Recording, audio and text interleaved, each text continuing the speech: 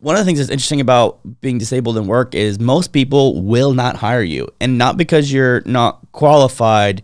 It's that they see you as a liability, or they see you as not being like a good product. You know, yeah. not oh, well, they're gonna have a lot of sick days, and like, oh, they won't be as productive as everybody else. And you're a like, liability. You're a liability, not an asset. And most people don't like to hire liabilities, and perceived liabilities. We're not actually liabilities. And so a lot of times what happens is like people, after they get hurt, they'll try to get to work, and they can't because no one will hire them. So they eventually get on like Social Security income or disability Social Security income, and then maybe we'll go back to school or get training, or still look for work. And then if they do, you can only make a certain amount of money before they start taking away your disability income again, which, again, I don't think you're necessarily entitled to, but if you're totally and permanently disabled, like if your ability to work is permanently diminished, or your earnings potential is diminished, then you'll definitely still probably need that as a baseline, because it is more expensive to be disabled. You know, like, yeah, there are more expenses to be disabled. But a lot of people, I found, there's a couple ways to make money as a person with a disability. One is disability check. Another one is can you live off just a disability check? Like, is it pretty good? You can live with your family. Like, and if you have no bills, it's like anywhere between, depending on your state, like $700 and $1,200 a month. There's like a lot of factors, and that is not a lot of money. Like, that is not a lot of money at all. And like you can definitely like live with your parents. Like, yeah, that's about it. I mean, if you have parents that are willing to let you, maybe afford a car. You know, like, I think there's some people that do live alone on it, but they've got like Section 8 housing, they've got food stamps, they're on Social Security disability, which means they got no grocery bill, they got no medical bill, they've got disability income coming in, and maybe like a reduced fare on public transportation. So like, it is possible, but you're not gonna have a great quality of life. I have a question. So I don't know a lot about welfare, but as someone with a disability, can you get put on welfare because of your disability? So it's not welfare, it's just called Social Security income disability. So there's Social Security income and there's Social Security income disability. Social Security income is the income that you pay into on your paychecks, on your W-2 paychecks, that's usually saved for when you retire. But if you become disabled, you get that earlier instead of having to wait till you're 65. So if you are what they classify as totally and permanently disabled for 2 years, you start to get a check, and you go on the same insurance that they give you when you're retired, which is Medicare. Okay, that makes sense. And when you're on disability, like, for example, I was talking with my parents over Thanksgiving.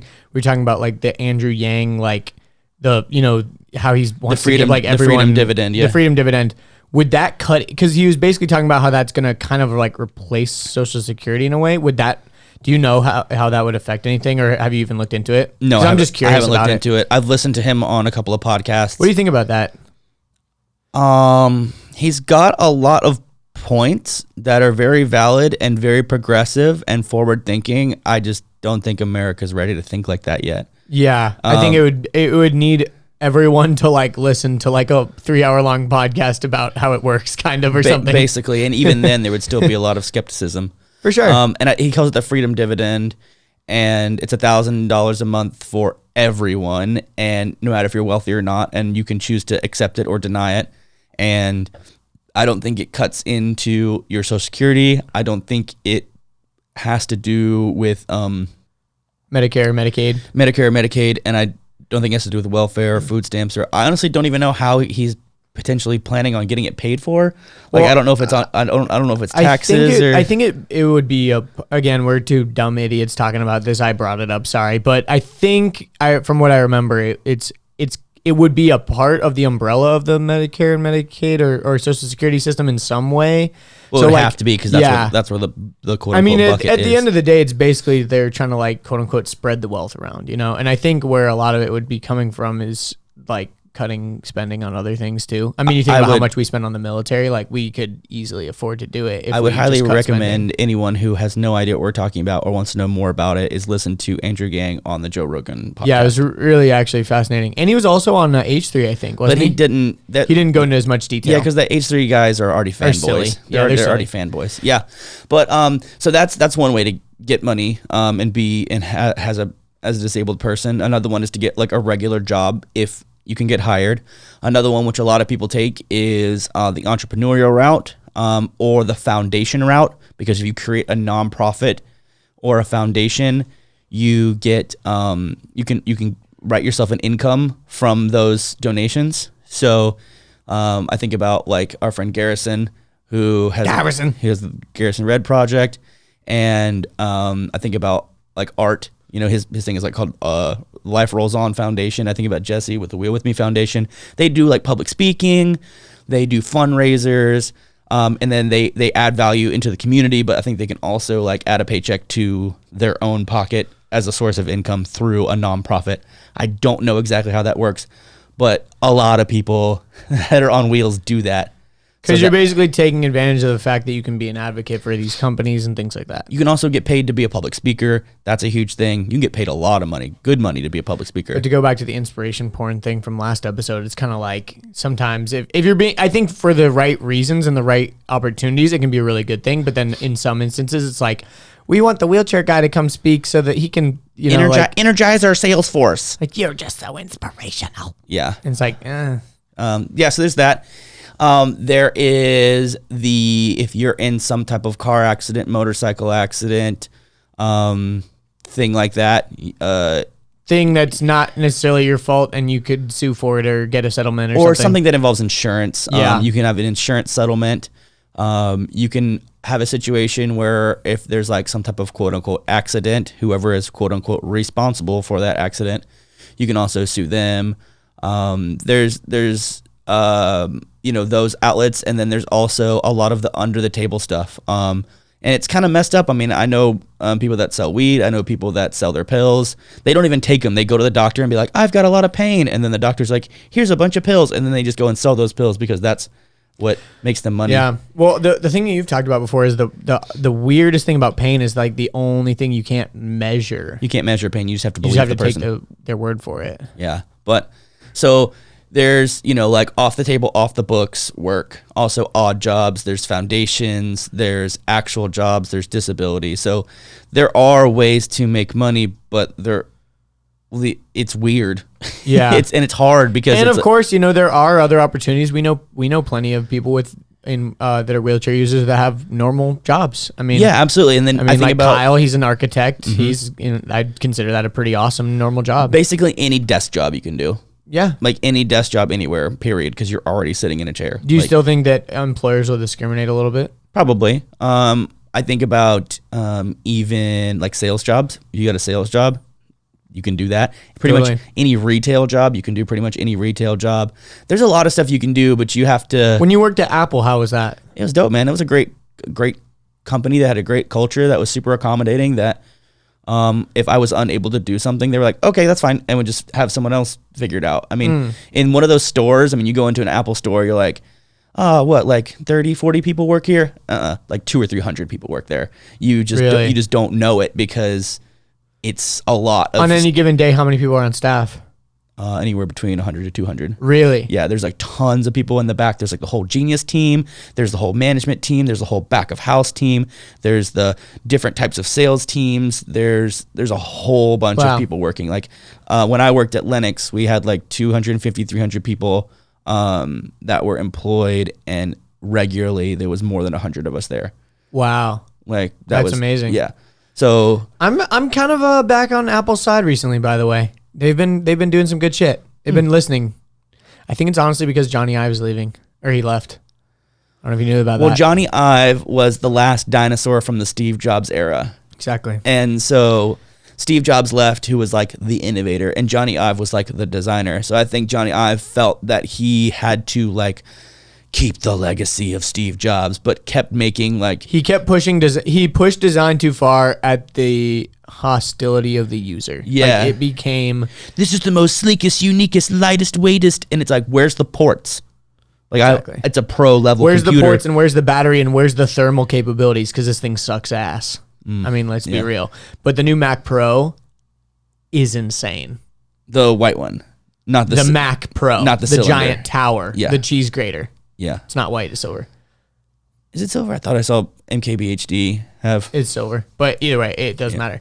But yeah, it's badass. So Yeah. you are watching MKBHD. I just saw a thumbnail. I just saw a thumbnail. But yeah, so Anyways. there's also like the entrepreneur route where a lot of people just start their own thing. Yeah, that's kind of what we did. Yeah, you kind of have to. It's an unfortunate reality where you kind of have to make your own path. And again, it's Unfortunate but fortunate, because it's like when you have all Limited. the possibilities, it's kind of like, what do I do? But when you're kind of limited, you kind of have to like, you're almost forced into a thing, which can be bad and good. You know, it's like when you're forced into a corner, that's when you can like push the hardest into a niche versus like trying to do everything. Yeah, and a lot of guys will start like a wheelchair company or like a medical supply company or some type of an accessory, or like there's plenty of cool stuff that happens. You know, most people that are like, I'm broke because no one will hire me. I'm like, yeah, that's just one route though. True. That's just one way of doing it. And it's like, yeah, that might be true. You might not be qualified. You might not be capable. You might not be able to do these jobs that you want to do. Yeah, it's like, oh, I didn't have the money to go to college. No one will hire me. It's like, there's plenty of people that are doing great without college degrees. You got to get creative. Yeah. There's plenty of people that have master's degrees that are working at Baskin Robbins. You know what I mean? It's Yeah. like, So for people that are newly injured or like brand new wheelchair users or people with disabilities, what kind of like advice would you even give? I just say, or what advice would you give for like employers too? That, I think for the first question, I'd yeah. say is be flexible with your career options. Like if you got hurt at a construction job, the likelihood of you going back and doing construction is super low. Even if you find a way to like have an action track chair and then just be like the guy who oversees the whole project, whatever, a foreman, you know, like just, you're probably not, but you might be able to like start a construction business and then like have employees that like go work on construction sites. Like you can still stay within your industry, but like your actual job will probably change. And I think don't be afraid to reinvent yourself. Like you now have no excuse for I don't have time. Like you have so much time and you have the ability to learn a new skill.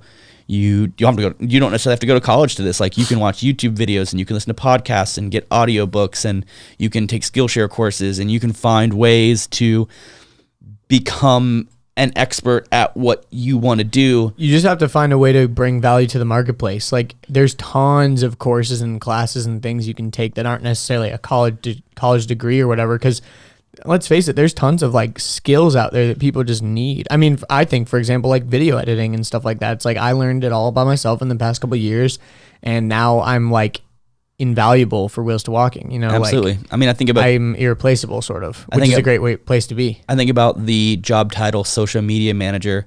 That was not a thing that existed, but the people that grew up being really good on MySpace and then really good on Facebook and then really good on Instagram got working at a company making six figures just managing a social media account. Mm-hmm. You know, like there's plenty of stuff you can do. And one of the things I'll give advice to people that are employers that are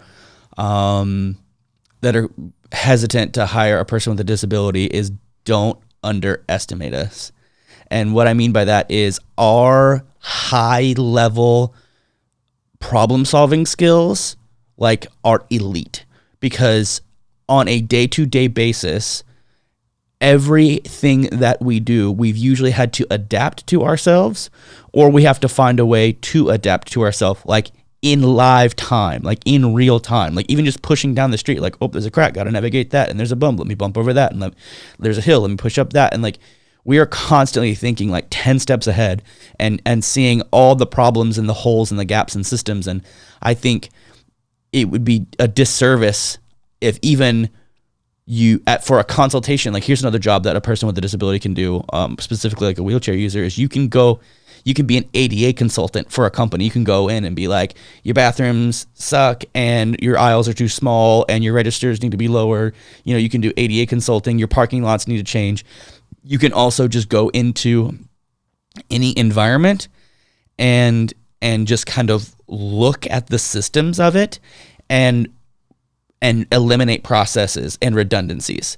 Like you can pretty much go into like this 100 employee company and spend a month getting to know everybody and like learning what everybody's doing and what they're up to. And then you can go back to the boss and you can be like, okay, you only need 40 people and this is why. You know, like that person's doing that person's job twice and that person, all they're doing is just sending an email to someone else after they get information. Like you can cut that person out. Like you can find a way to save a company a ton of money. And you're saying the reason why is because when you're a wheelchair user, you have to figure out the simplest and most efficient way to do things because everything's more difficult. You have to create the shortest path because every path is the longest path. I mean, that's one of the things about being a wheelchair user or being a person with a disability. Everything just takes longer because there's more steps to just basic tasks. I mean, I think about like putting on my socks and my pants and my underwear in the morning. That probably takes like 35 to 40 steps when it's sock, shoe, I don't even pant, think leg, about it. pant, leg, button, walk. You know, I have to sit down and be like, okay, I pull my left leg and put it over my right knee, and then I put on the sock, and then I put on the left side of the pant, and then I put on my shoe, and then I drop my left leg down, I pick up my right leg and put on the sock, and then the pant leg, and then the shoe, and then I wiggle up my pants after my shoes and socks are already on, and it's like, okay, was that the most efficient way? Well, I don't know. Let me try it a different way, and you just you basically like experiment with systems and processes to eliminate the amount of steps it takes in order for you to do basic things. I mean, eating, showering, driving, getting from point A to point B, grocery shopping, like everything we do, we're constantly spinning our gears thinking about like, how can we make this easier for me? So you can take that into literally any business and be like, how can we make this easier for the business? And to see that perspective is like, that's a liability. That's not a liability. That's an asset. It's a huge asset. The problem solving skills are amazing. High level problem solving skills, and quick and efficient, and fluid and mobile. And it's like, yeah, we may be on four wheels, but that doesn't make us any less. Like, yeah, we might not be able to stoop down and pick up 50 pounds. Probably can't do that. Yeah. You know, probably can't push a cart. You know, that's real heavy. Probably can't do that. Probably can't stock shelves, but what we can do is manage all the processes around those things in order to make it really efficient and really effective. No, it makes total sense. Yeah, I feel like we kind of talked about that in Louis' video, you know, because that video was mainly for Louis' audience, you know, like they're probably mostly able-bodied people. Yes. I think that was a big point that we drove home on that one. So yeah, because honestly, there's no better way in the United States to feel like you're not a contributing member of society is when you're not working a job and not getting a paycheck by working versus a paycheck that's just given to you. Totally. Like you can be Jordan Peterson talks about that. You got to have like some sort of self-worth, you know? Yeah. And like you can have I think about someone who, I mean, obviously when you're a person with a disability, you don't really have roles anymore in society. And what I mean by that is there's no like male role, there's no female role, there's gender roles. It's like, I think about the guy. The wheel roll. Haha, roll. Get it? Yes. ROLL. Lols. I think about the guy who's married when he gets AJ's over in the corner. Like he was going to press the laugh track button. Oh, God. Don't do it. Don't do it. Don't do it. So I think about the guy who's a wheelchair user who is the primary breadwinner in his family. He went to work. Came home, ate dinner, went to sleep, wash, rinse, repeat, right? Spent the weekends with the kids. He gets hurt. His wife has to pick up a job. His wife is the full-time breadwinner. He's like, oh man, I'm a worthless, crappy, lazy piece of shit. You know, my wife's doing all the work for me. Yeah. You know, like you don't feel like you're bringing any value to the table. Yeah, but if you cook every meal and if you go grocery shopping and if you take care of the kids and balance the checkbook and, you know, like if you do all of the other added value things that don't necessarily plan trips, whatever, you know, like you don't necessarily have to like go out and work for anyone else. You can still work for your family. But even still, it's something about just being a guy, I think being a man. Yeah, you want to be the protector and the provider. You want to be the protector and the provider, and it's hard to do that And then there's also that like disability paycheck trap that happens too, where it's like, if you make too much money, they start taking away your paycheck. So even though at your job you're getting raises at your job, your disability paycheck's getting smaller and smaller and So smaller. you're getting paid the same, but you're working harder. So there's no incentive. Yeah. It's like, I'll work 30 hours a week.